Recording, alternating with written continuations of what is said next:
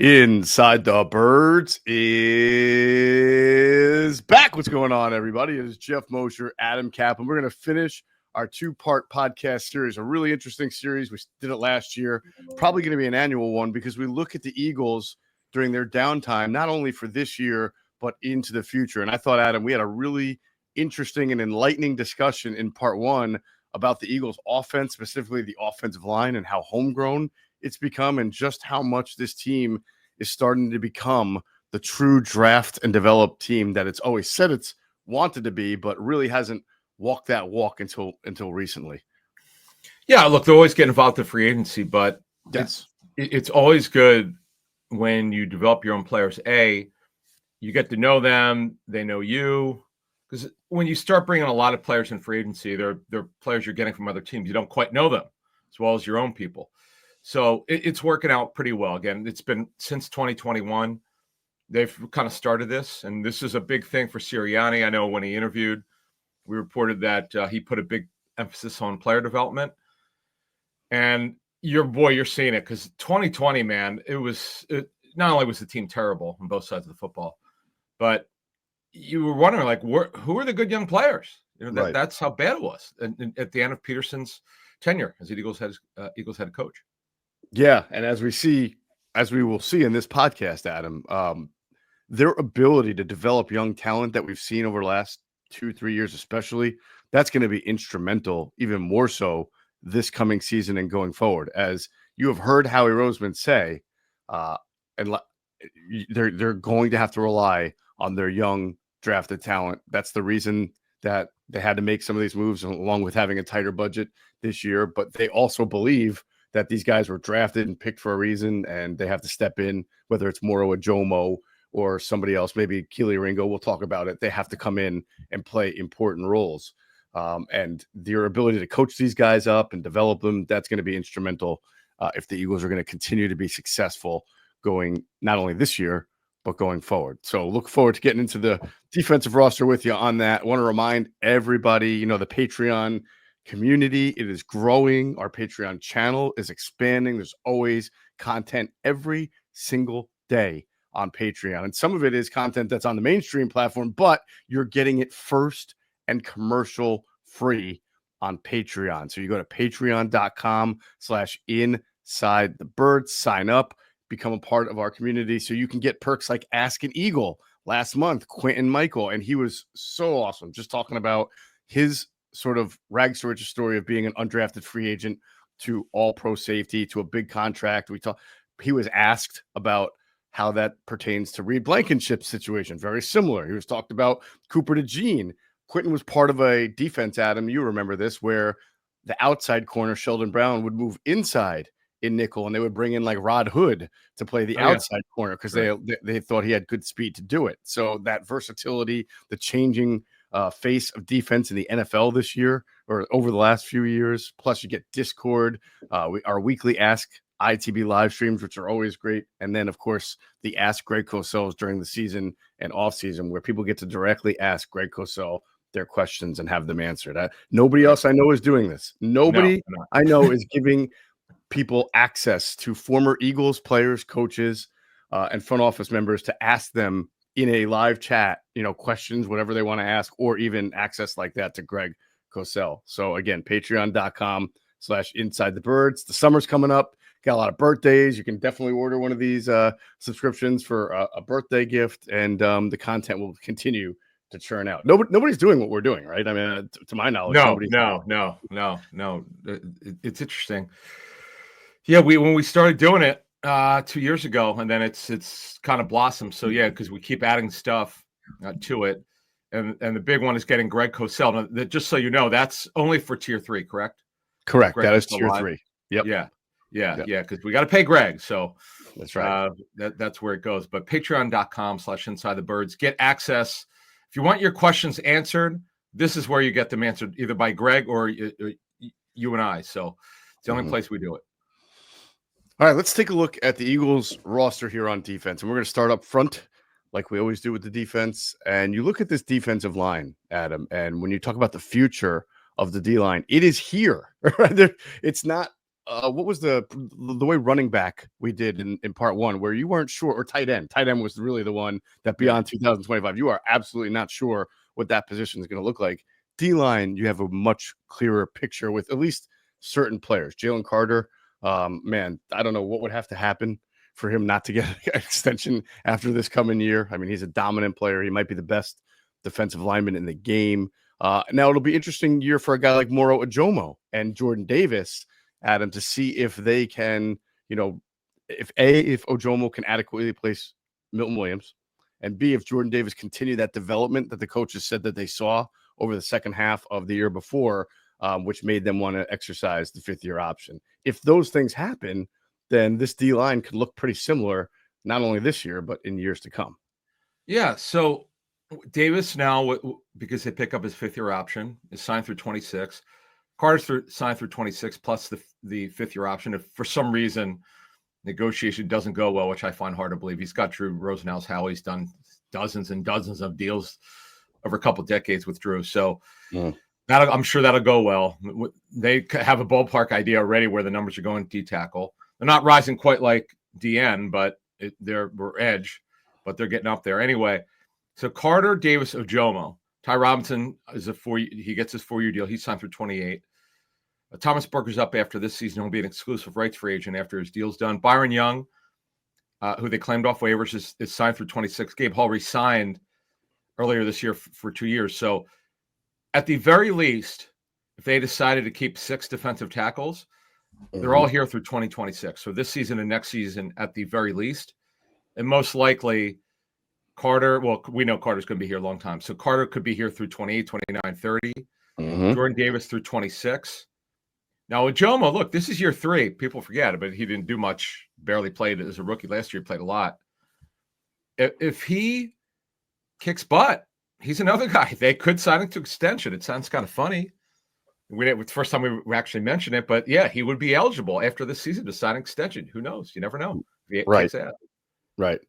So if you're a believer like I am, that one of these two, one of Byron Young or Gabe Hall, is going to at least make the team and stick around and prove himself as a used, maybe a seldom used, but a used reserve, then you're talking about 5 guys: Carter, Davis, Ojomo, Robinson, and then one of those two, Young or Hall, probably, who have a very good chance of not only being on the team this coming year, but obviously the year after, and maybe even longer than that. And that's the kind of stability that the Eagles, that's like Ravens like stability to me. When you see the same guys on the up front, even the Packers are known for that too. I think that's stability that sets the Eagles apart there, especially in their own division.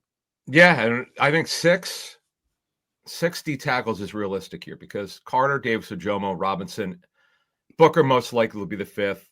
Then, as you said, one of the next 2. Gabe Hall's got he's got elite length. It's the one thing he has, though he wasn't drafted. That's just because he didn't play up to his measurables at Baylor, but he's got length. And then Byron Young, who was a 3rd-round pick of the Raiders. So, yeah, I certainly could see 6 happening.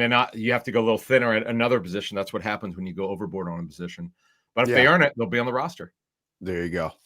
All right, you look at the edges, and it's a little bit different where it's top heavy as far as the projected starters. Nolan Smith, he signed through 2026, but he has the 5th-year option, obviously, for 2027. Hard to see that not being exercised at this point. And then Jalix Hunt, last year's 3rd-round pick, who's got 3 more years left on his deal. As long as these guys continue to be who they are, develop, I mean, that looks like a really nice pairing or tandem for the next however many years. And then, of course, this is a position, Adam, where you know that they will continue to add at in early in the draft, in free agency, if somebody becomes available. And they will have to, because beyond those two, when we talk about Ojulari or Uche or the draft pick, Antoine Powell-Ryland, Patrick Johnson, Ochan Mathis, these guys are backups. They're a little bit more replaceable commodities. Or in the case of Uche and Ojulari, they're just trying to make sure they make the team and rediscover themselves. Yeah, well, past the season, the only players who are signed are Smith, Powell-Ryland, Hunt. That's it. The first answer. No, Jahad Campbell, they're going to cross-train him at some point. First, he's going to play inside backer. We'll talk about him in a couple of minutes. But, yeah, he is theoretically part of the edge group, but not yet. Their long-term plan is for him to certainly see some time on the edge. they'll have to make a decision later on where exactly he'll play mostly. But just the guys we know are clearly just edge rushers: Smith, Hunt, and Powell Ryland, Josh Uche, Mm-hmm. and Ojulari, Patrick Johnson, O'Shawn Mathis, and KJ Henry up after the season. So yeah, next year they certainly will look to at least add one guy. And the thing is, one of the secret sauce to this thing is the depth and rotation. This is their year in 2017. Chris Long and others. Vinny Curry, of course, was terrific. This past season, they had depth. 22, they had great depth with Jonathan Gannon as the DD coordinator the year that they had 70 sacks. Mm-hmm. So now, theoretically, they have the depth this year. Well, I say that if Josh Uche finds something that he hasn't had in the last 2 years, if Ojulari stays healthy, and Powell Ryland, if he gets on the field, that remains to be seen. That's more of a long shot. Yeah. They have enough for a rotation. It's just long term though, past the season, next to nothing other than the two young players. Then with Powell Ryland, we don't know about him yet. He's a rookie and he's a 6th-round pick. Right. And so if you kind of combine them and widen the lens from defensive tackle to edge, and you talk about your starting 4 or your rotation. I mean, if we're gonna say Carter Davis or Jomo Robinson, very likely to be here for at least a couple more years, and then Smith and Jalix Hunt on the edges looking good. I mean, your top 6 up front, before you get to inside linebacker, is going to be completely homegrown, which is just an amazing. As long as you're winning, you're young and homegrown. You drafted them. You developed them, and if the Eagles continue to be as successful as they were last year defensively, that's going to be a really nice feather in the cap. It is. Now, the only thing about edge before we go to the linebacker group, mm-hmm. and you brought this up last week. Typically, they have the least one guy that could depend on can make the big play, right? In nickel, or when it's 3rd and 8, or even if it's 3rd and 4, but their team's going to pass. Who's going to be that guy? It could wind up being Ojulari because his sack rate is so good for the amount of snaps he gets. Mm-hmm. It could be him. We don't know yet. It'll play itself out in training camp. Obviously, health with him is a major challenge, but the dude's upside is phenomenal for the amount of snaps he'll get.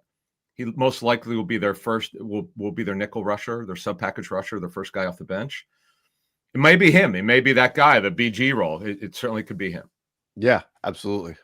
All right, so let's move to inside linebacker. I'm glad you had mentioned too Jihad Campbell as both an inside linebacker and an edge. He is a homegrown. He's obviously 1st-round pick, South Jersey kid. I want to ask you this, Adam. 5 years. That's the purpose of the show. 3 to 5 years down the road. You're looking into the crystal ball. What is Jihad Campbell in this defense? Had Dean not gotten hurt, okay, if he had not suffered his torn patellar tendon, mm-hmm. I would think way more edge than inside backer.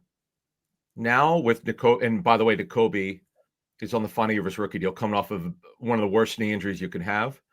Who knows when he plays this season what it'll look like? And he's not going to have an off season, so that's problematic. It would not surprise me with Campbell if he's there for a more edge. Excuse me, more inside than edge for years to come. Just to be clear, nothing's been decided. They'll get there when they get there. Right. But because of Dean's future, I know they didn't draft Campbell to replace him. We all know that. That's obvious. But it doesn't mean he won't do it. Like you can't say he can't, he won't, because Campbell right now he's gonna line up inside first. That's what Fangio made very clear. Mm-hmm. We know he's got edge rusher capability, but he's also, man, I'm telling you, talking to linebacker coaches over the years, they love it when a guy can rush from an inside standpoint at linebacker. It's such a bonus. Mm-hmm. We know the late great Jim Johnson loved it. You just talk to coaches, it's a huge plus. So to answer your question, to move forward here, it would not surprise me if he winds up being majority of an edge of an inside backer than edge. 100%. I know that some people may not see that, but I'm not ruling anything out here. People think they know where it's going to happen. I have no idea because the Eagles don't know yet. They want to get into this thing first. Right. A lot of it's going to depend on the development of the young guys who are on the edges, Hunt, and how healthy they stay. When I look at him, I keep thinking, now it's a different style of defense. So the way Dan Quinn uses Frankie Louvu, because Dan Quinn blitzes a whole lot more. But Yes. that is a guy who lines up, you consider as an off-ball linebacker in this league, but is frequently on the line of scrimmage, causing all sorts of havoc and chaos in 5 and 6 man rushes. Now, again, Vic's not going to send a whole lot of 5 and 6 man rushes, but he has the ability to position him on the edges or use him as a joker rusher at times where you're dropping an edge and rushing him. You can line him up anywhere like a Swiss Army knife. He's going to be a feared player as long as he lives up to his reputation, and he's going to be versatile. But I agree with you. He will be considered an off-ball linebacker with pass rush abilities as opposed to an edge rusher with inside linebacker or off-ball linebacker capabilities. I agree on that. Yeah. But like you said, yeah, like you said, that question is yet to be answered, and the Eagles right now don't even know. Zach Baun is an interesting one at inside linebacker because he's signed through 2027, so 3 more years. But the way the contract is structured, he sort of has to continue to play at a really high level to see that 3rd year, right? I mean, it's really guaranteed this year and next year. And he has to the way this position in general, Adam, is fluctuant, especially from an Eagle standpoint. He's not one of those guys I feel comfortable about. Is going to be like he's going to be here 4, 5, 6 years down the road. I mean, he was already a little bit older when he broke out into his own. So he's a really interesting one to see how it works out for him. Yeah, Baun turns 29 in December. He signed a 3-year deal with a 2-year structure. There's no guaranteed money in year 3. And in fact, they have to make a decision on his contract in March of the 5th day of free agency in March of 2027. He's a $1 million roster bonus. So the decision, teams rarely wait till then. They make a decision. They're glad to pick it up as long as it's simple. Either guy's on the roster or not. Like if he's on the roster, he's getting it on the 5th day of free agency. It comes down to how well he's playing. Now that year, when you look at the money that's owed, it's interesting. It's a very top heavy 2-year deal. Like a lot of the guarantees are paid in the first 2 years, and then it's kind of like we'll see kind of situation. Mm-hmm. All right, so when you factor that with Nakobe Dean, let me ask you another great question. Nakobe Dean comes back sometime in October, maybe even he beats the odds, come back a little earlier, late September, early October, right? Let's say he plays at the level that he was playing at last year before his injury. Let's say he comes back and he looks like the same Nakobe Dean and gives you as many games as he can this coming season. It becomes an interesting decision about his future, doesn't it? Because they've added to this position with guys that they like between Trotter Jr. and, of course, Campbell, but they've also not gotten this kind of play out of 2 linebackers in a really long time. And Nakobe really was coming to his own last year. And you could argue, and Andrew wrote about this, as good as Baun was, Nakobe was the glue. He was the leader of the defense. He was like the spirit animal of the defense. So you wonder what happens if he comes back and plays at a really high level, because then you have to weigh production versus your injury. Yeah, coming off that injury, it's hard to imagine he'll be a factor. It really is. But you never say never. Anyone could shock the world, but it's almost unheard of coming back from torn patellar tendon at any position next year, particularly when a guy played at elite levels is kind of strong, but at a very high level. Nakobe was really good. He just did. There's a saying in football, you see it as a football player, you see it in front of you and you execute. He was doing it at a super high level, but being only able to rehab for several months it's a tough deal, and it sucks that he's on the final year of his deal. So yeah, I mean, obviously that changes everything if he shocks us, but we got to get there first. The chances are severely against him with that injury, right? You know, particularly when we don't even know when he'll be able to practice. I mean, is it going to be in August? Is it going to be September, October? Who knows? I mean, you're talking about by the time he starts practicing, it could be 9 to 10 months. That's really tough. That is. So we'll just have to see how that shakes out. That's another question that the Eagles can't have an answer for right now. Have to see how things develop. But as we mentioned, they got young kids here signed for a while. Trotter Jr. signed through 2027. Of course, Campbell with the 5th-year option, either 28 or 29. And they just drafted Smile Mondan in the 5th round. So that gives him through 2028. So they've done a good job of kind of understanding their situation at the top, and replenishing, having guys, having bodies, having options going forward for the future. Yeah, I mean, that's the good thing is that you've got developmental players like Mondon who might be on the field more than we think because they're very thin there. So through 27, you've got Bond, Trotter Jr., Campbell, and Mondon. And they'll need to add one more. Now, could Dallas Gant or Lance Dixon, who are undrafted free agents, Gant is the guy that they'd like to take a look at. They know him a little bit. He was here last year. And Dixon, who's a undrafted free agent. Could they factor in? We'll see. Training camp will give us a little bit of an idea. But the good thing is they've got Bond, Trotter, Campbell, and Dean through a minimum of 2027. So they're okay there. But the problem is, look, if Campbell's coming off surgery, you have one guy hurt, then it crushes you. So they certainly need to add as we're going a little farther here. But we'll see. We'll take a look at that position again, probably right before training camp, because that's when we're expecting them to add at least one guy for you got to have depth and competition in training camp. Absolutely. All right, we move to the back end. Before we do that, you got to hear a word from our great friends at Sky Motor Cars. Sky Motor Cars in Westchester is a different sort of dealership. All it takes is one look at their Highline pre-owned vehicles that people all over the country want and need. Owner Brett Schulter, make sure you don't spend a dime of your money before you purchase the car. Sky Motor Cars allows you to make all the decisions regarding your next vehicle. At Sky Motor Cars, you never have to spend more than necessary. Visit SkyMotorCars.com today or call 610-918-7225. All right, if you happen to stop into Sky Motor Cars, make sure you tell them Adam and Geoff sent you. You'll get a great deal, and you will get the best car shopping experience out there. Trust us. We have experience with this. We know how great their website is. We know how great going in and seeing all their inventory is, whether you're buying, trading in, browsing. I know a lot of you out there just like to browse, just like to find the right time, the right deal, the right car. And that's what makes Sky Motor Cars the place for you. That's why Brett Schulter has great relationships with the Philadelphia Eagles, because he is simply the best. So make sure you stop in there, or if not, at very least, visit them at skymotorcars.com. All right, safety, Adam. I want to begin our look at the future of this position with a question for you. I'm putting you under the spot today. I'm asking you a lot of I can see that.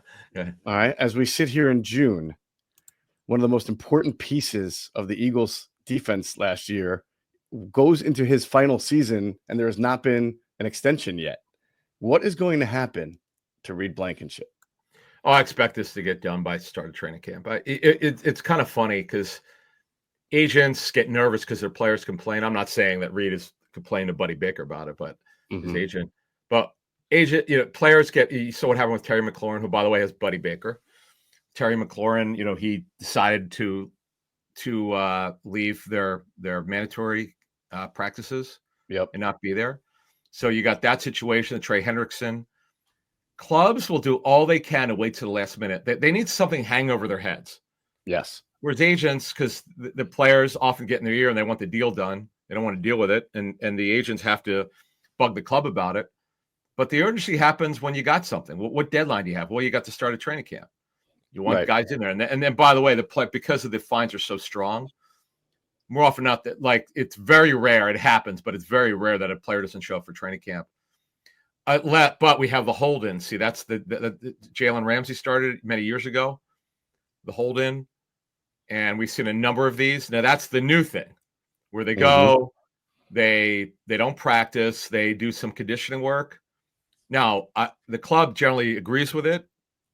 Now, but when the club does not want to extend a contract or is playing real hardball, that's when it could get ugly. At training camp, you don't see it much. Now, what the Bengals are doing with Shamar Stewart, the first-round pick, is bizarre. Then with Trey Hendrickson, is look, Trey Hendrickson has gone through this before the Bengals, so it's unfortunate. Remember, we interviewed Carl Pickens, the former Bengals receiver, great player, by the way. Great, and his great situation. Thanks. Yeah, he gave up part of his signing bonus because he couldn't deal with it anymore. It was a lot. What it was, he wanted out because of the losing. Right. And he wound up making the playoffs for the first time with the Titans and then ended his career there in Tennessee. Yeah. But to your point, the losing was a manifestation of how poorly they have been known for conducting business as well. I mean, they went hand in hand. Yeah. Remember? real Yeah. quick, remember their scouting department where they didn't really have scouts? They didn't have one, yeah. It was mostly done by the coaches, which is the most ridiculous thing ever. Yep. Always trying to save a penny. It's crazy. So you're right that clubs will wait. Now, if Reed Blankenship, some of this is positional value too. If Reed Blankenship was an offensive or defensive lineman and had this, he'd be signed to a contract extension right now, like Juergens. Safety is a little bit tricky. Plus, he's a tricky extension to begin with because of how well he's performed. He's a starter for a Super Bowl team. He's still young, but on the flip side, he has some athletic limitations. He probably doesn't deserve to be among the top 10 paid safeties, but he is closer to free agency. He's not a top 10 safety, but he's got a lot of experience. So there's a lot of give and take here. I'm sure that they'll find something that will work out for both the player and the team. It might just take a little bit of time. Yeah, see, it's interesting. You got some deals that were done recently in free agency. I'm just looking at some of the numbers here. Yeah, it's got to be in the double digits, obviously, for Reed Blankenship. I mean, Grant Delpit got his done 2 years ago. I'm looking at guys between 12 and 15 million each season. That to me is kind of where he's going to fit. It's what he deserves. He's just really good. Yeah. Von Holland was a free agent, got 15.1 million. Holland's a better football player, but it just comes down to what you're willing to pay. Now, Kirby Jones got a monster deal. He got over 21 million a year. That's just wow. Well, eight or nine interceptions will do that for you. Yeah, he was really good early on. Like they kind of knew his first year. Now it's interesting. See, this is what the craziness of free agency. Morig, the former Raiders safety draftee, who's with Carolina, got 17 million a year. I mean, that's just like it's not what you would think. Who knew the guy was that good? Right. No, very true. Very true. Just be very interesting. It's hard to have a discussion about the future of Eagle safety with this kind of elephant in the room so far that Reed Blankenship goes into the last year. He's got to get. I mean, he's been a stud. You're right. I mean, has he had a ton of picks? No, but man, the leadership part of it. Greg Cosell's told us he's heard that he's sort of like the tone setter for the defense. Right. That matters, man. From making a play, being coachable. He's their own guy. Now, he's not a free agent. That's where the leverage from the club is. Right. Because they could say you're not out there. So you're not getting 17 to 18 million a year. That's the difference. Sure.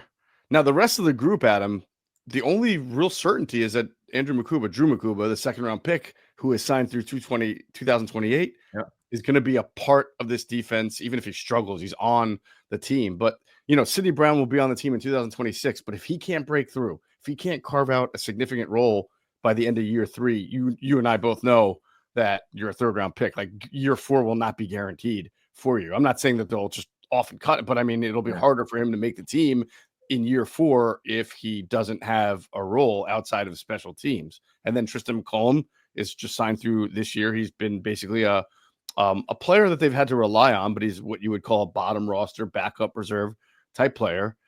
And then we know that they're throwing darts here. Lewis Seen, the former first round pick of the Vikings, only signed through this year. Andre Sam, UDFA, signed through next year. Maxon Hook, a rookie free agent, signed through 2027. Those guys are not guaranteed to be on the 53. So this position of all on the Eagles defense is the one that is probably the most nebulous as far as beyond this year. Well, here's what Makuba, barring something unforeseen, will be a long-term starter. But on your point, technically right now, Blankenship's not signed past the season. Right. So assuming it goes like we think it'll go, that he signs by training camp, Makuba and Blankenship are the future. Now, Sidney Brown, here's the thing on your point about Sidney Brown. Vic here, he did 1 year, he played quite a bit of big nickel with Denver. That was when they moved Kareem Jackson to safety, and they had Will Parks, and I can't remember the other safety. I'm drawing a blank. Oh, of course. Epps? Simmons, right. Yeah, so, but he doesn't do it. Very little of it here. So the only way he's getting on the field more if Makuba wins the job in training camp is if they play big nickel, because you don't really rotate safeties. Teams don't really do that very much. Right. So he may not play very much this season. And Makuba, for what they need, has got better range and versatility. So it's going to look, Sidney's healthy though. And that's the thing. We'll see what happens. He's an interesting player, but you got to have a little bit better versatility in this business to get on the field a lot. Right. As we move to corner and nickel, the outlook seems a little bit clearer. I mean, we may not know exactly where guys are going to line up, but as far as having some names for the long haul, Quinyon Mitchell and Cooper DeJean, it starts there, Adam, obviously. Mitchell being a first-round pick, gets the fifth-year option, so he's technically through 2028, Cooper through 2027, and we know these guys are going to be starters in the secondary. And if Keely Ringo can win this job and play well this year in his third year, it will put him in the position to get an extension if the Eagles want to go that route. Yeah, after the season. So he's in year 3 of a 4-year deal. Now, the cornerback position is this. Right now, as we speak, Mitchell, Ringo, those guys are signed. Mitchell through 27 plus a fifth-year option. Ringo through 26.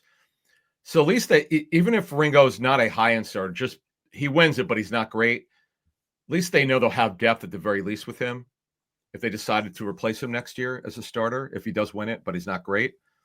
But Jackson's up after the season. Adoree Jackson. Castro Fields is up after the season. Eli Rick's up after the season. They got 2 undrafted free agents. So yeah, they're very light. Now, they don't know yet what they're going to do with DeJean past the season. They know exactly what it's going to look like this year, but they don't know past the season. That's why it's really imperative that they know after the season, is he going to be a full-time corner, or is he going to be just nickel or combo platter sort of player? Is he going to be a safety corner? Right. That's kind of – this is what we talked about after he was drafted. Teams typically, they don't play guys at 3 positions. That just doesn't happen. You can do 2, as you mentioned, Sheldon Brown. A corner you can. You could play a guy, he's a corner on first and second, and nickel, he slides inside. That's fine. That's not the problem. But right. you want to know what where he's going to play for a majority of the snaps in 26 and 27. That's important. And plus, Coop's got to know that because I was going to say his agent wants to know too, right? Yeah, right. That's a huge deal. So, and then now also included, let's put Mac McWilliams there. Yep. Our sense is he'll be a backup nickel, but it also depends on how's Ringo doing, how's Jackson doing, and of course DeJean. If Ringo's struggling and Jackson's struggling, or they're not happy, DeJean could junk the plan, and they have the option to put DeJean in full-time corner and then have Mac McWilliams if he's doing really well to be the nickel. That's the cool thing is, plus they have Parry Nickers, who knows the defense, who's on a 1-year deal, and they have Brandon Johnson, who's also a nickel. He's a smaller player, just over 5'10", but they do have depth at nickel. They have versatility, but they're just not real deep past the season at corner. That's a problem. That's something.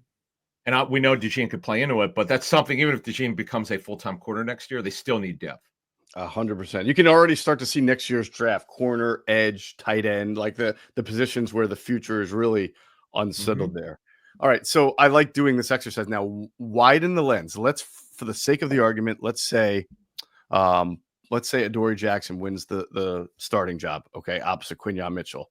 So your week 1 starting defense, the only non-homegrown guy would be Zach Bond, correct? Everybody else. You said if Adoree does win it or doesn't win it? I'm sorry, not Adoree. If Keely wins it, if Keely Ringo wins the job, he's a homegrown guy, 4th-round pick, right? And he's there with Cooper DeJean and Quinyon Mitchell and Makuba and Blankenship in the secondary.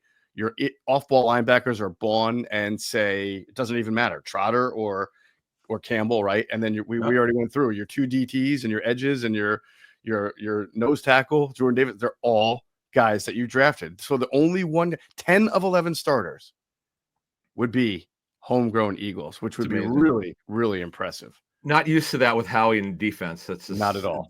A lot of it's been because we've seen a lot of patchwork, particularly at linebacker. Yeah. And again, Bond was signed not to play linebacker. Right. It's an incredible story. It really is. And by the way, we'd have to then at the end of the year, we'd have to look back and say, was this Eagles defense really good? Was it top 5? Was it dominant with 9 or 10 guys being homegrown guys, or do they need to go back to at least adding 1 or 2 real impact free agents? It's going to be by the way, I want to add this. Just remember the big criticism of Vic. It turned out it wasn't really true, but people like to generalize.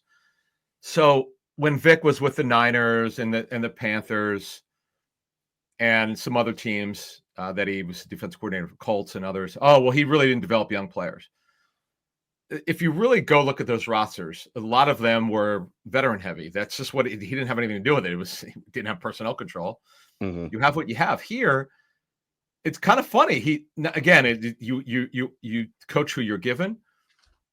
They just have to be super young. If you remember, who was he? He talked about Trotter had to grow up real fast.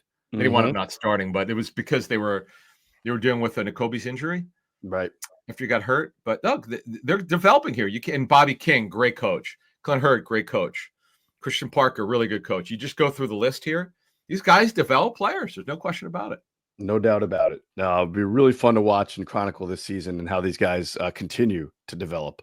And the last thing we'll go through is special teams, because it's interesting. Two of the three guys, your punter, Braden Mann, and your long snapper, the veteran, Charlie Hewlett, are signed just through this season. They are on the last years of their deal, whereas Jake Elliott is signed for several more years, I believe, until 2028. Correct. So Hewlett signed a 1-year deal.